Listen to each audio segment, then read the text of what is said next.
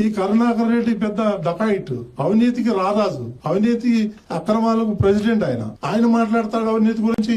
ఎక్కడో 30-40 కిలోమీటర్ల దూరంలో అవుట్స్కర్ట్స్ లో ఆయన వెంచర్లు వేస్తే ఆ వెంచర్లకి టీటీడీ సొమ్ము నుంచి సిమెంట్ రోడ్లు వేస్తాడు. అట్లాంటి వాడు మా గురించి మాట్లాడేది. పెద్ద గజ దొంగ. వెళ్తాయి టీటీఆర్ బాండ్ లో, పోతారు లోపలికి జైల్లోకి వీళ్ళందరూ.